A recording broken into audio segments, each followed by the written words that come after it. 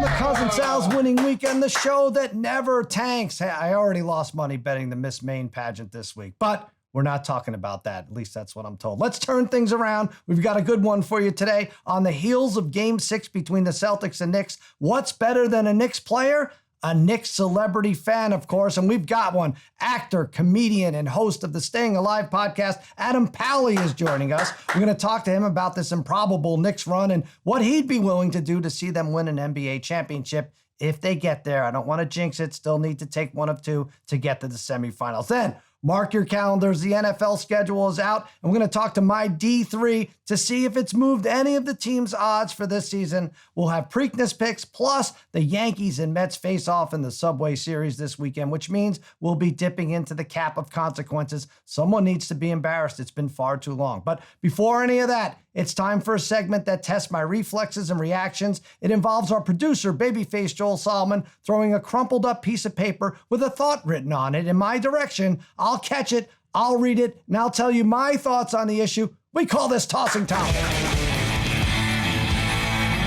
All right, fire away. Babyface, what you got for me? PGA Championship is lame. All right, the PGA Championship began yesterday. Always fun, but by far the most boring of all four majors. The US Open, the British Open, the Masters, and the PGA Championship. It definitely needs some spicing up, and I don't think I'm alone when I say a good start would be to come up with a new name for this tournament. Yes. They spent like 4 seconds trying to brand this event. Let's see, these guys play in the Pro Golfers Association, most of them, and well, this is a championship, but not really, but close enough. Let's call it the PGA Championship. Ridiculous. If this was for the championship, then I'd understand. I'd still hate it, but I'd understand. The actual championship of professional golf is known as the FedEx Cup. It's played in late August, not the PGA Championship. This is like calling the Iowa caucus Election Day. Maybe it was named by the same genius who named World War I, World War I, or Batman Returns, or the same dude who calls his dog Buddy. There was zero thought put into this. The PGA Championship is a garbage title for a golf tournament, unlike the Phoenix Waste Management Open, which is actually a garbage title, but still better than the PGA Championship. So let's get creative and let a former champion rename it. More specifically, 1991 PGA Championship winner John Daly. We can make it special. After a long session at Hooters, Big John emerges like the groundhog. But this hog has his face covered in barbecue wing sauce, and he comes up with the new name. Get ready for the Crystal Candy Ginger Cassidy Open, sponsored by Pabst Blue Ribbon. All right, toss me another one. We got it. Sovereignty sit out. Okay, we have the Preakness this weekend, and a couple weeks ago, Sovereignty won the Kentucky Derby, but instead of making a run at the Triple Crown, he's running away. The Derby winner will not participate in the Preakness. It looks like load management has finally infiltrated the world of horse racing. I guess we have one-and-done ponies now. And I was trying to think of what could be more important than running the Preakness. Does Sovereignty have another event this Saturday? Did he commit to an autograph signing session in Poughkeepsie? Or maybe he's having his custom-made horseshoes bedazzled? Or maybe he's appearing as an extra in Seabiscuit 2 Electric Boogaloo. I guess trainer Bill Mott wanted to preserve Sovereignty's racing career. That's what he said. But for what? You turn 4 in this business and you're useless. 1 minute you're winning the biggest horse race in sports, and just like that, the next minute you're riding kids around in a circle at the county fair. The prospect of a Triple Crown makes horse racing exciting. There have only been 13 Triple Crown winners, 13, and horses have been racing since people used to bet marbles on them. This is what fans want to see. Pulling out after the first leg of the Triple Crown is like crushing it in the swimsuit competition and then saying, yeah, I'm good, I'll skip the talent portion. Why? Oh, so now I'm the weirdo fantasizing about horses and bikinis? Whatever, don't judge me. Suck it up, Sovereignty. Don't make the Preakness your weakness. One more, babyface. Schedule premature release. Okay. Yeah, that's not me working blue. That's me referring to the fact that the NFL schedule was released before the scheduled releasing of the schedule. This thing had more leaks than nap time at nursery school. It was all supposed to go down Wednesday night, but we knew about 70% of the games and where and when they're being played days leading up to the telecast. This is like Kieran Culkin finding out he's won Best Supporting Actor in the Uber on the way to the Academy Awards, or like running over the piñata on the way to the gender reveal party. It's a girl, and she's due on Black Friday exclusively on Amazon. Before the schedule is officially released, it leaked that the Vikings have 2 games in Europe. Why the heads up? Did the players need more time to order comfy neck pillows for the big trip out? That couldn't have waited 24 hours? We need to put the schedule in capable hands. Might I suggest turning it over to the Defense Department so we could all read the results on Signal? You know what? That's not going to work either. If we can't schedule the schedule release, how are we going to stay on schedule for the rest of the year? Let's get back to betting 24/7 every day, which for me is right on schedule. It's time for my irrationally angry attempt to make rational sense of a somewhat irrational bet. It's wagering.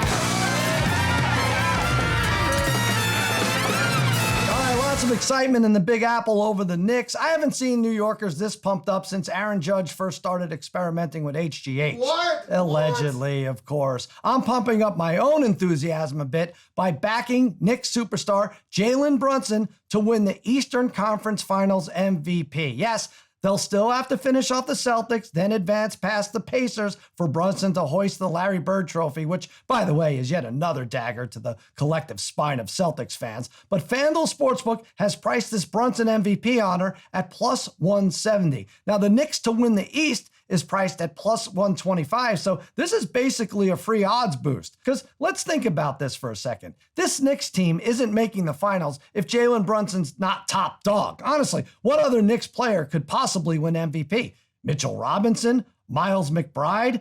Timothy Chalamet playing the role of a long-suffering Knicks fan? While all these guys are certainly factors, none is averaging 30-plus points per playoff game or has the ability to electrify with late-game heroics. I sound like Kevin Harlan. Brunson electrifies with late-game heroics. Anyway, go ahead and bet Jalen Brunson for ECF MVP ASAP and thank ME later. Oh, and maybe thank this guy too. Because by releasing that 9-part Celtics documentary last month, the sportsish guy essentially jinxed his favorite team, sentencing them to eternal damnation. Sorry, massholes, this is all my fault. Bravo.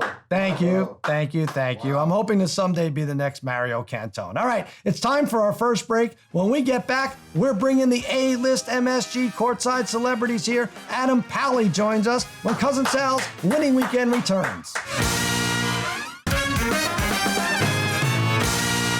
All right, welcome back to Cousin Sal's Winning Weekend. Let's bring in our guest. He's a diehard New York Knicks fan, and just like Jalen Brunson, he's also given us so many clutch performances on The Mindy Project, Happy Endings, and Mr. Throwback, comedian, actor, and one of the hosts of the Staying Alive podcast. Adam Pally, what's going on, buddy? Hey, how you doing, man? I'm hanging in.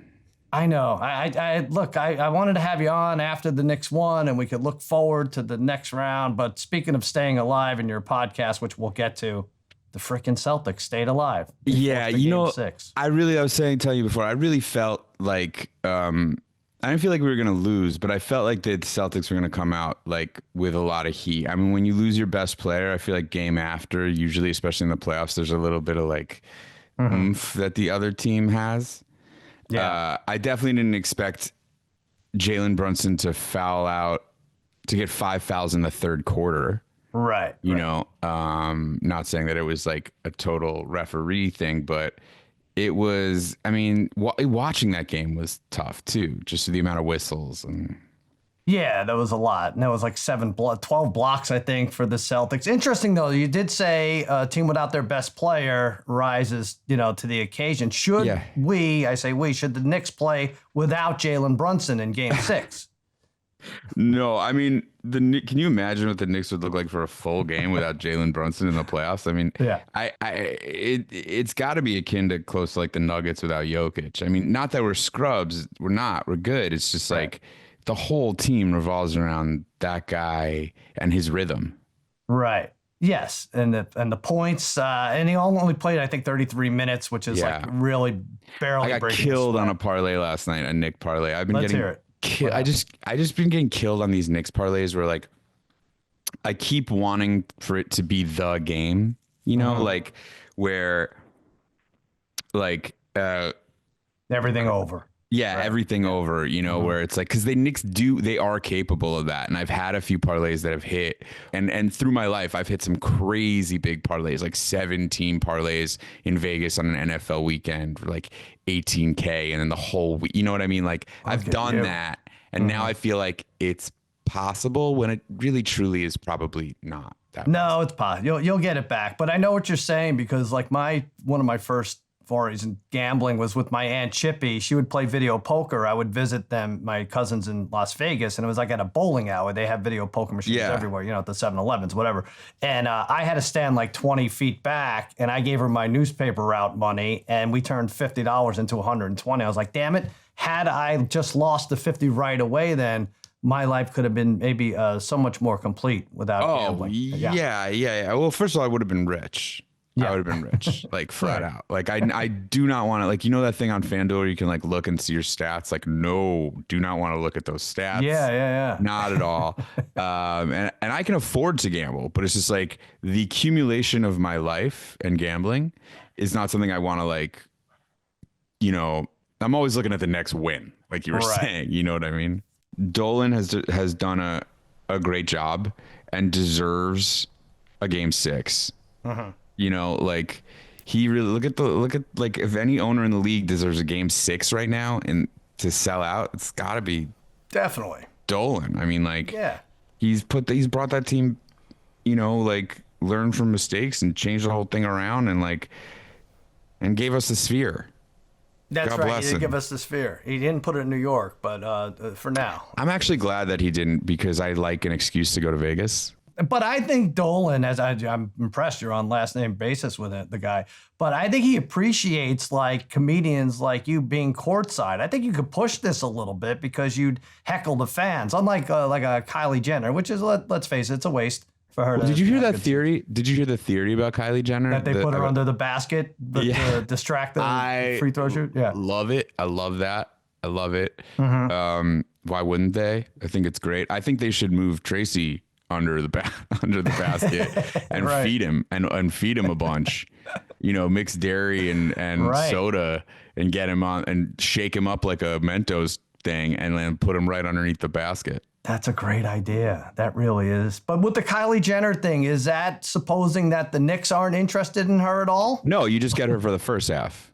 Oh, I see. Then because like, you know that, well, you've heard the OG thing, right? Like OG plays like, OG's plus minus is like through the roof when Anne Hathaway sits courtside. Right. Interesting. Yeah. I was like that for Robin Lopez. Is that right? Yeah. He would see me and. I love it. Now, I wonder, wow, if FanDuel catches on to that, before they do, we should make some money on that, which fans affect the player personally. But how great will it be if, I'm jumping ahead here, it's Knicks, okay. Pacers. We're allowed to. We're allowed to. Knicks, Pacers, you got Spike Lee going nuts, and there's Reggie Miller right First there of all, at the broadcasting table. I hope that the Knicks, you know, I'm representing well enough for like the Knicks brass, if they see this, to not, you know, be like too far. But I really don't like the way that Reggie Miller kind of trashes us on the national broadcast, and I think it's like really noticeable. Yeah, he's not pulling punches. I don't think. I think if you asked him honestly, you know, if we had the truth serum, he'd be like, "Yeah, I don't like this team, and I hate New York." Yeah, right. I mean, he even posted a tweet the other day with him like, "Love walking through these streets." Feeling the hate or whatever. Meanwhile, he's got his hat pulled low, sunglasses on. You can barely tell it's Reggie Miller. It's like, yeah, you're really showing face, Reg. Right. You could say douchey. I feel like you held back on that. That's what you really wanted. It was a little douchey. It's just like, come on, you want to like, you're the world's biggest hater, and you think it's cool to walk from like the 4 seasons on 57th and Lex, like into Central Park and be like, I'm facing my haters, like, you know, like, come on, come over to where it's real. Let's talk about this podcast you're doing with John Gabris. It's called Staying Alive, and it's awesome. I love it. I love how ridiculously focused it is. You are literally talking about different ways to stay alive, and there's health, whether it be through fitness or food or anything. It's great because you had someone talking about ketamine, and then you had, I think, Jerry O'Connell talking about working out. So ketamine or kettlebells, which is most important to overall fitness, would you say? To overall fitness, both. I think you need balance. Life is all about balance. Okay. And I think, I'm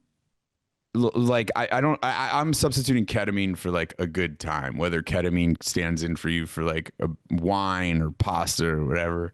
Right. You need both ketamine and kettlebells because otherwise the ketamine doesn't feel as good. Mm-hmm. But like RFK Jr. isn't going to prescribe that combination probably, right? This is something you and John, you're going to have to figure out on your own. Well, RFK Jr. is not going to prescribe anything. That's true. Anything. The other day he was like, I'm not even a doctor. We were like, we know. Yeah. Don't take medical advice from me. Yeah. What? I don't know why anyone's listening. It's like, what are you talking about? What about like sports and sports gambling? You think this can contribute to stress eating? I feel like someone like you stay in shape though. I mean, I try really hard. Right? Like I'm a monster here because I'm eating during football season. I have to, even if it's grapes or whatever, I have to take a bite of something before every play. Well, yeah, no, I mean, like, I think it's different. I mean, my struggle is like alcohol a lot of the time. I feel like not that I like drink like heavily, but I especially football season or like during the games and stuff, I reach for like a whiskey or two or like a couple glasses of wine or whatever. You also learned that vegetables could be an integral part of specific vegetables. Like again, one of the things we're learning is like how much wellness is like snake oil salesman scammy, right? Which is like a lot of it, and vegetables, not all vegetables are kind of worth it. If you're someone like me who doesn't like eating vegetables, like some vegetables that you can eat, it's not going to give you the same benefits. I eat a lot more broccoli and a lot more cauliflower, and I do feel better, and like I'm definitely shitting better. It's like, and it's those vegetables are worth it, right? And let's face it, like Al Michaels famously hasn't had a vegetable and ever, and he's right. I looked it up. He's 107 years old, and he's going to be calling Thursday Night Football again. That's amazing. He's it's amazing for someone to live on a diet of Geneva cigars. Right. I wonder what those shits look like. All right. They probably look a lot like a Geneva cigar. I'm going to give you a free bet because you've been a great sport. And I imagine the Knicks are going to be involved. You want to make it a same game parlay? You want to? I want to do one of those bets. Can we do one of those bets? It doesn't have to be like an 8-leg parlay. Let's do it. Let's do 4. Let's keep four. It Let's reasonable. do 4. And if we win, then that's like a beautiful. All same right. game parlay. Knicks. Let's have Knicks to win because really. So money line or spread? Money line. Let's do money line. Let's not get screwed with a 3-pointer if up 4 at the end. So money line. You want to do like Brunson to score 30 or something like that, or 25? I mean, yeah. I happen to think Brunson has scored 30 in every other game but yesterday, and there was a reason, you know. So I think him scoring 30 is nice there. I also think Cat 12 plus rebounds. Yes. Okay. Because Josh Hart has not been rebounding well in this series. All right. We're up to plus 364 with those 3 legs. OG Anunoby. Heard of him. Yeah. You like 2 him for steals. 3s? Oh, 2 steals. Oh, wait, hold on. Let me get here. Knicks money line. Brunson 30 plus.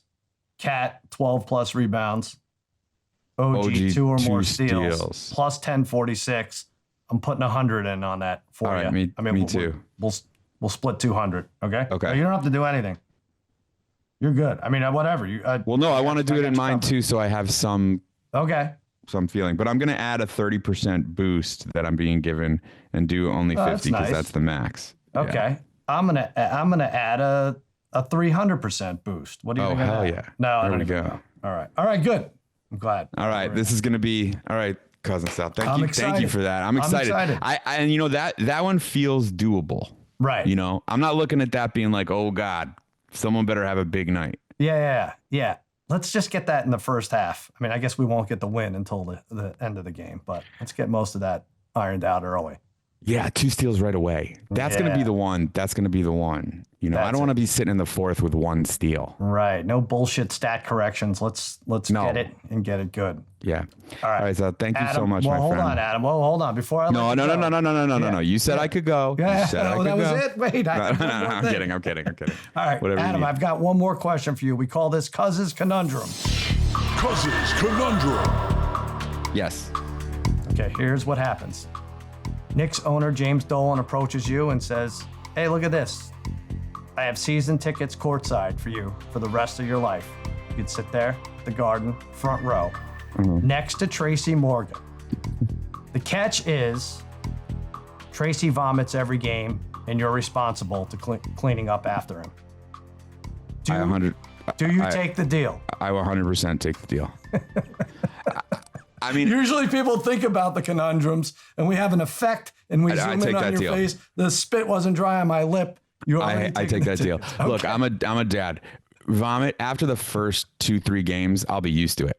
Okay. I'll be watching in a hazmat suit with a bucket, and I'm ready to go. I'll know the timing of it. I'll know what causes it. You know, and I know it's going to happen, so I'm fine with it. In fact, I happen to think that's a good pitch. Let me go to the games with Tracy as like a vomit preventer. Yes, Or a custodian. I'll be his personal custodian. Yeah, you don't even have to dress. The problem is if you're taking the wife out on a date, like so you get 2 tickets, and she's like, and you see a great game, and they beat the Pacers in the playoffs. You're like, all right, babe, go wait in the car for me. I have some vomit to clean up. It's I gotta clean up. Very romantic. I don't know. I know, but I already have a bunch of keys on my belt. I'm telling you, I'm a perfect person to be his personal janitor. We're gonna get this out to James Dolan. I think we have a fix here. This is nice. It's a win-win for everyone. The offer is on the table. There you go. Also a win-win. Staying alive. Go listen wherever you listen to podcasts. It's a very funny listen. God forbid you might get healthy too. Go Knicks. Let's win this series. All right, buddy. We'll be right back with the D3 when Cousin Sal's winning weekend continues.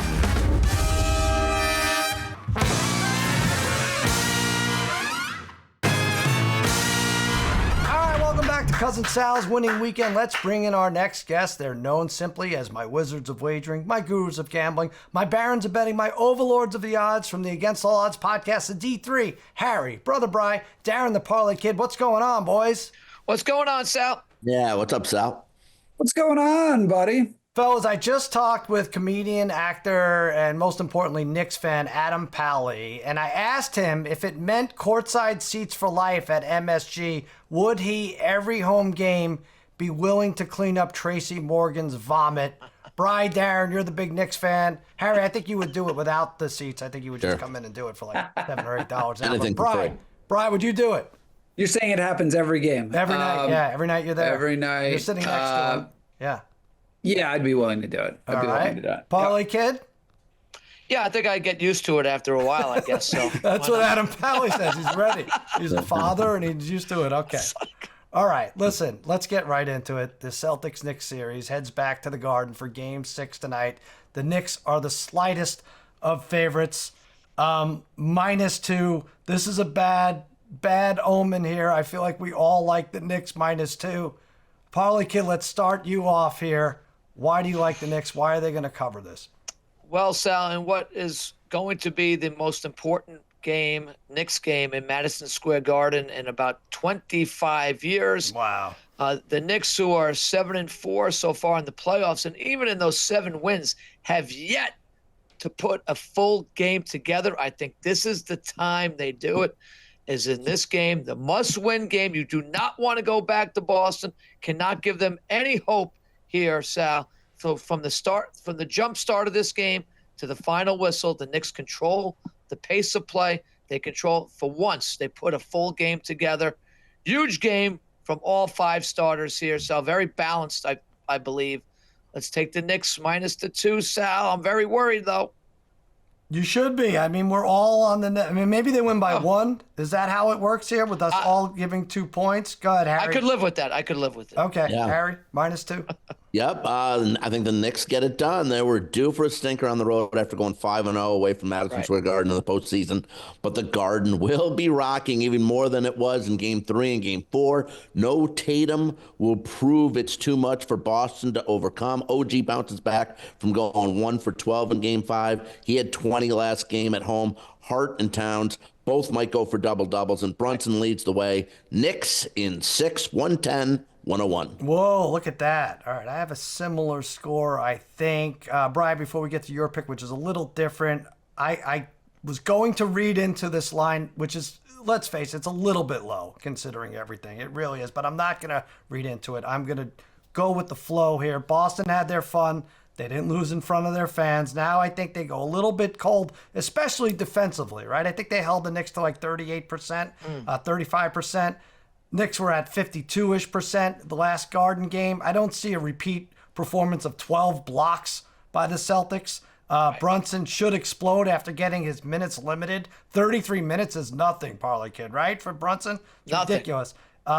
It seems nuts, but foul trouble stifled him a bit, right?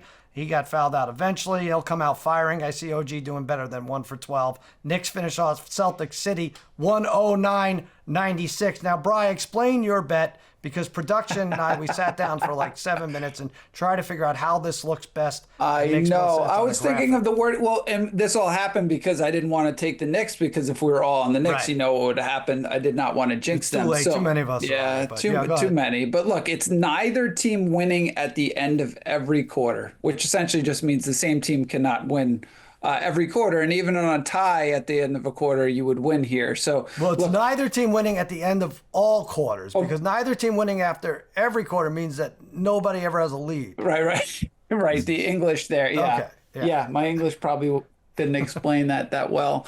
Yeah, I had thought about that, because it's labeled a little bit differently on FanDuel, but you kind of get the picture what I'm saying here. But look, only in Game 3 had Boston was winning at the end of all the quarters there.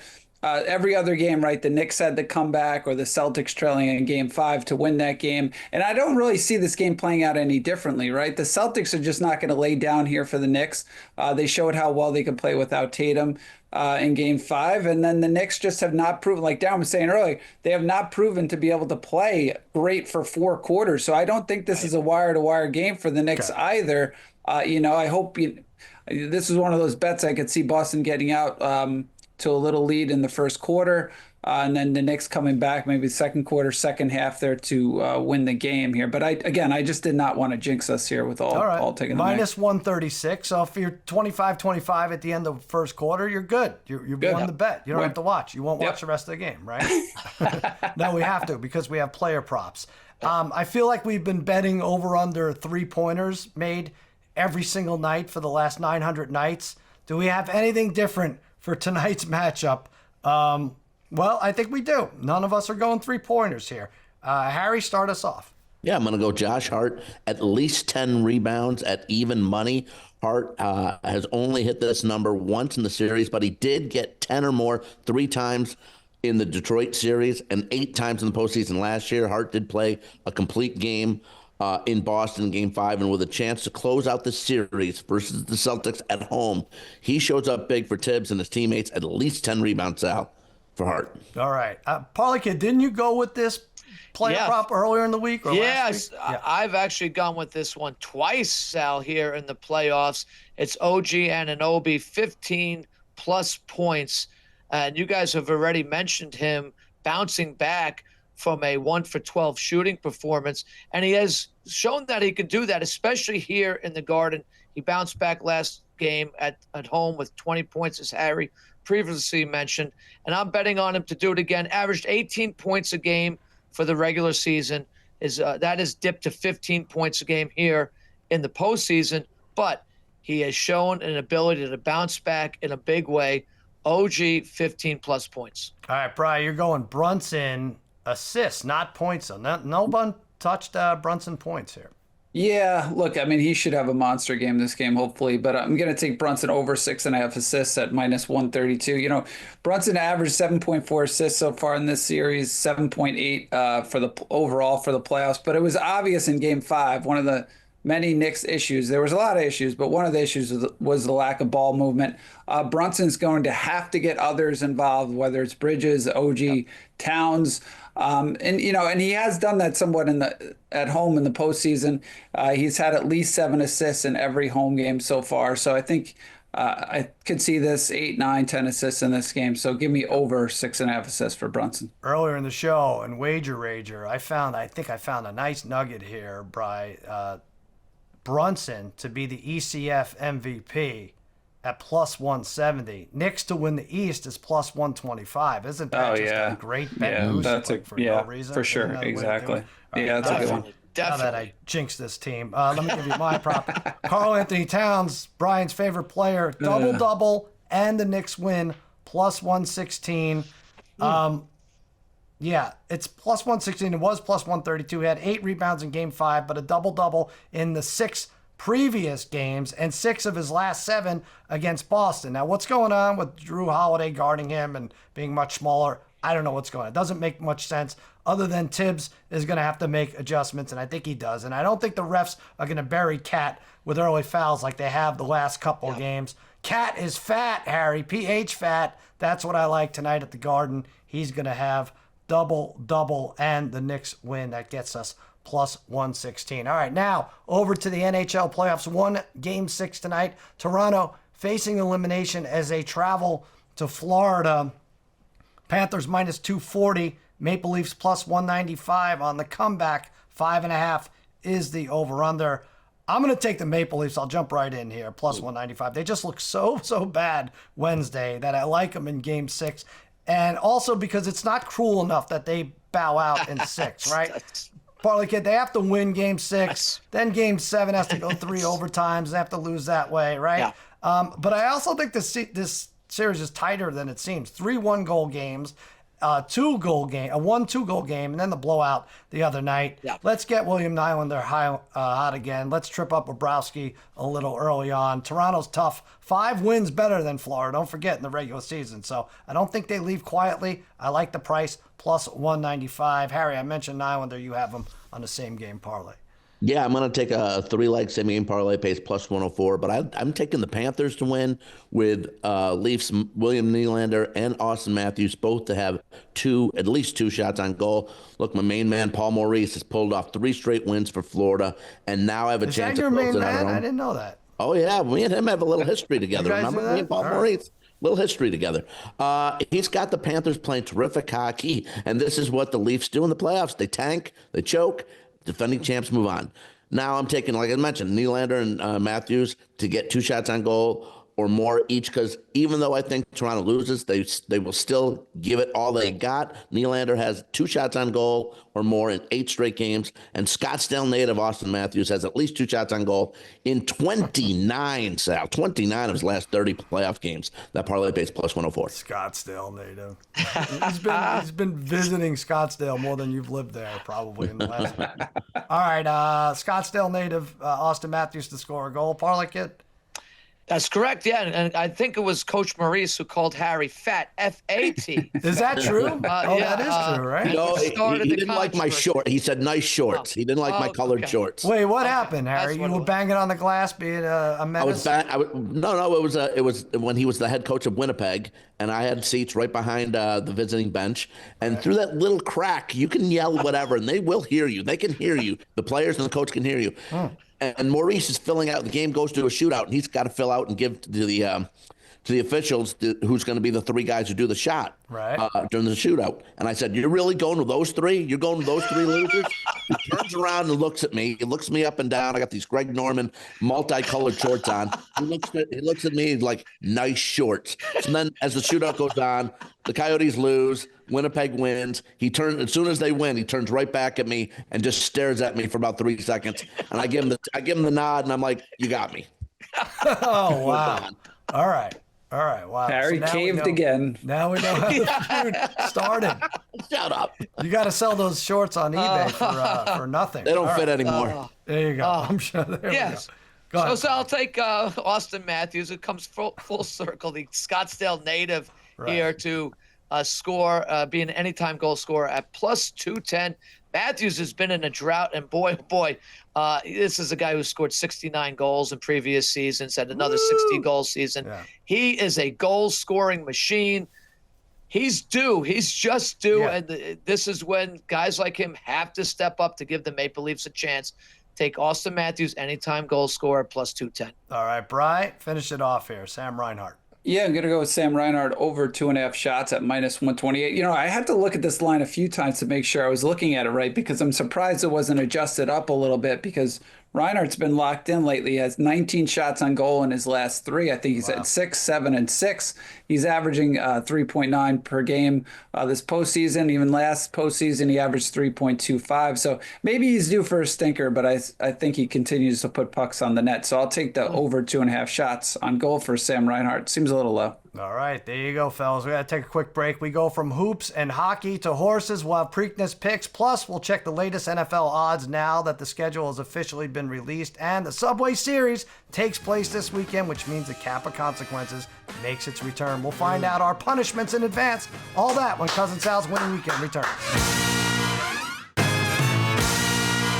Welcome back to Cousin Sal's Winning Weekend here with the D3. They are my very own Triple Crown of sports handicappers. And speaking of, earlier in the show, I talked about how Kentucky Derby winner Sovereignty is skipping the Preakness, but not us. We have too much integrity. Let's get to our Preakness picks. Journalism is the favorite again Saturday at Pimlico, and journalism is Harry's pick again Saturday at Pimlico. You had taken him in the Derby. What are you doing, Harry? Yeah, Favorites I had journalism for the Derby and felt just short, but Sovereignty not around, so it doesn't have to worry about that horse. Journalism by far the best horse here. Journalism wins, and by the way, my trifecta: 2 with the 189. 2 with the 189 is my try. Okay, now the other trifecta, you said you were very weird. You said, please take this or something like that, right, Parlay Kid? Then you say, please take this, and then it lost, of course. I lost. Wasn't even close. All right, but he did say please, so that's better than what we usually get. All right, Parlay Kid, give us your selection for the Preakness. You're going to roll with Gosger here, Sal, in the Preakness. And he's been peaking at the right time here. Sal's speed times have been fantastic. Rising here to the Preakness. And Sal, he's got a great backstory. He's named after a little-known baseball player named Jim Gosger, who played on the 1969 Mets and was the last batter ever to face Satchel Paige, Sal. Oh, I have to bet this horse. Yeah, and you know what? He's still alive, but in 2019, when the Mets were honoring that team, they pronounced him as dead during their ceremony. What? Yes, and he's still living, though, to this day. So another screw-up by the Mets there, Sal. But this guy, Gosger, seems like a great guy, would make a great story for this horse to win. So go Gosger. He's peaking at the right time. All right. Well, Adam Schefter is reporting that the horse Gosger is dead.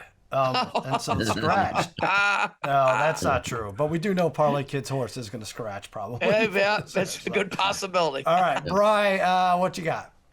Yeah, I'm going to go with Sandman at 4-1. It's funny, Sal. One of the horses is, I think the 5 horse is Pay Billy. I was just thinking of paying Baby Billy, Righteous Gemstones. I mean, I could have, could have went with that one. But yeah, Sandman, look, he seemed to be the fan favorite at the Derby, but didn't have the best showing, finishing 7th. And it seemed like he was maybe going to, there was talk of him skipping this race, going straight to the Belmont, but he decided to stay in this one, which makes me think the owner thinks he has a chance to win it. So I like that John Velasquez as the jockey. He does have 3 career wins and 6 top 3 finishes in 9 starts. So I'll take him or Sandman at 4-1. Yeah. Wow, these names are now ringing true for us. Pay Billy. It's good. Pay Baby Billy. Like, I just need $2 million and an 8-ball cocaine. Exactly. Pay Baby Billy. Exactly. I'm going Clever Again, which is named after a Yankee player in 1978. No. He's the son of American Pharaoh, who won the Derby, obviously, also won the Preakness by 7 lengths. Clever Again won wire to wire at Oakland Park in February, won wire to wire at Hot Springs Stakes. Joe Ortiz is riding. He was the 2022 Preakness winner. 101 Beyer speed figure, Harry, in a 1 mile run in Arkansas, trained by Hall of Famer Steve Amison, who won the Preakness twice. I like this. He doesn't want to let his father, American Pharoah, down. We've all been there. Clever again. Pays around 5-1. Jump on that now. All right, guys. Earlier this week, the NFL released their schedule and made it official. People really get into this, but all I really care about is what the odds makers think. None of the odds really shifted after the schedule was announced, but which schedule, I was going to ask you guys, moved you into favoring maybe an over-under, a division title, maybe even a Super Bowl run? Harry, start us off here. What do you got? Yeah, I got two teams here, Miami and Atlanta. Both are getting 6 primetime games each.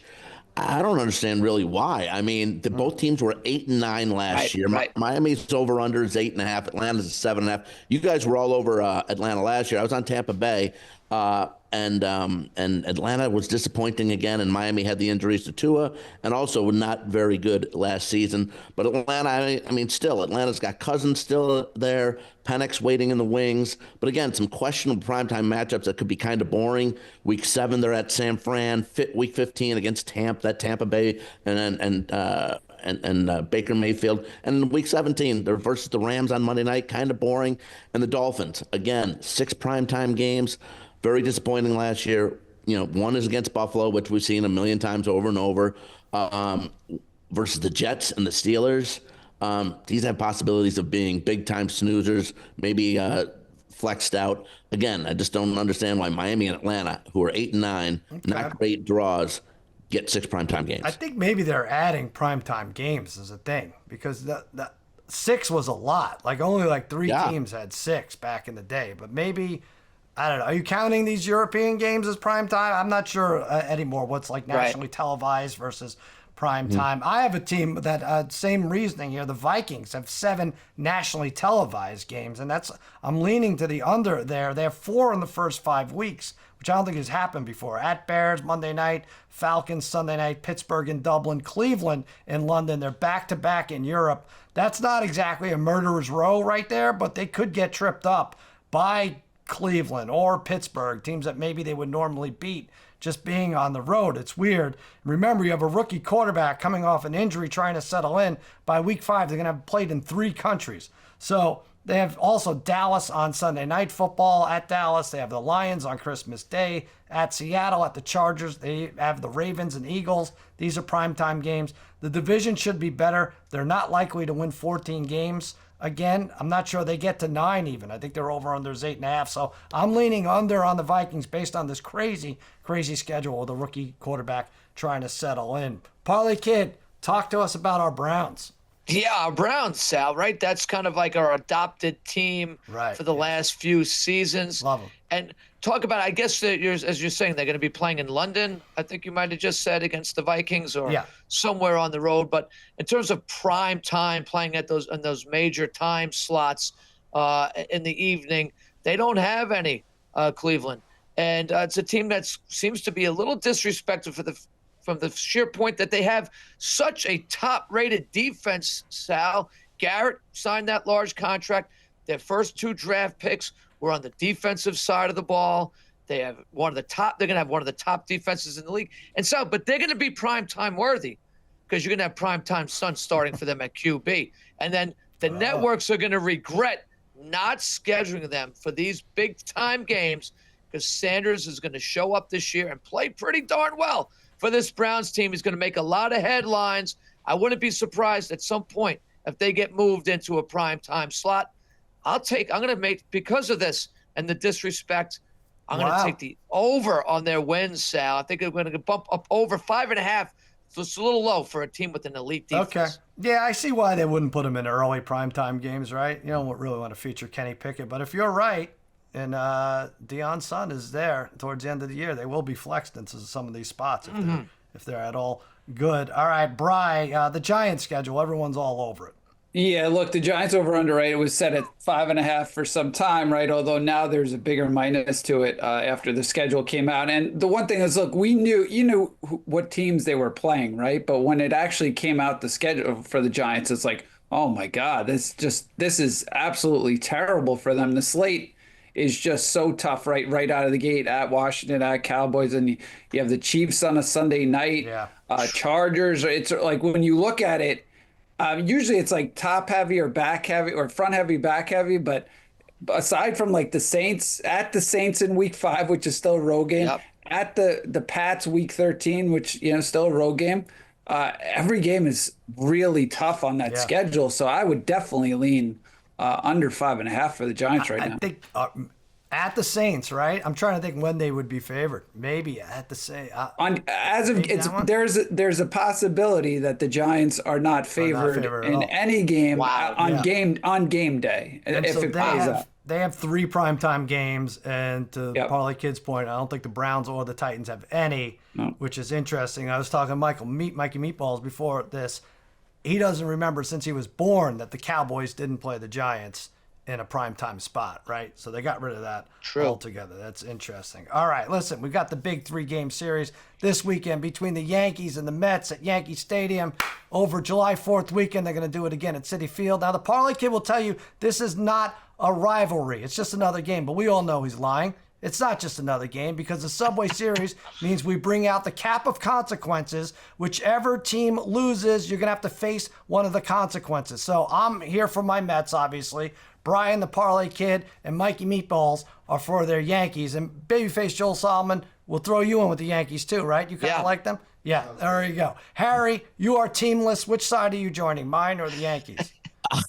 I'll jump on with you, Sal. Hey, I got a bet with Alonso to be MVP of the National League, so let's go Mets. All right, so let's go over these consequences. Joel gave us his Uncle Paulie's hat. It's not a Yankees hat, so I don't feel like we're jinxing it. This first one is Soto's. The losers paint their toenails the color of the winning team's uniform, okay?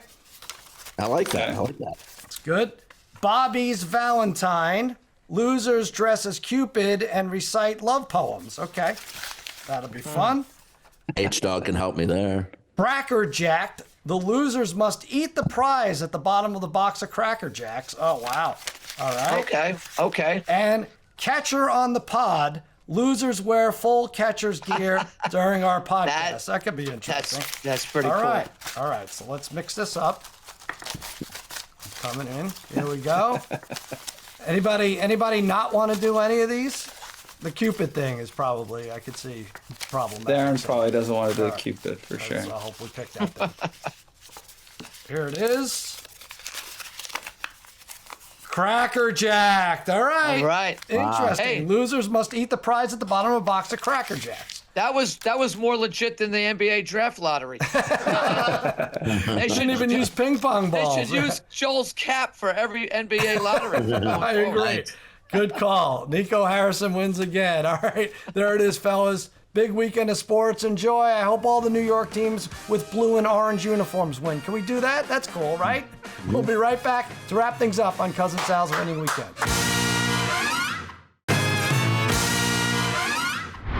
Welcome back to Cousin Sal's Winning Weekend. We're unfortunately out of time, but let me throw up this buzzer beater of thank yous. My thanks to Adam Pally. I hope the Knicks win tonight for your health and sanity. And thanks to the D3. I hope the Knicks win tonight for your wallets and so you can focus on the important things like beating the Pacers in the conference finals right in front of Reggie Miller's comically shaped head. Thanks to all of you for watching and listening. And please always remember, you may feel like an underdog, but just know you're all my favorites. Happy handicapping.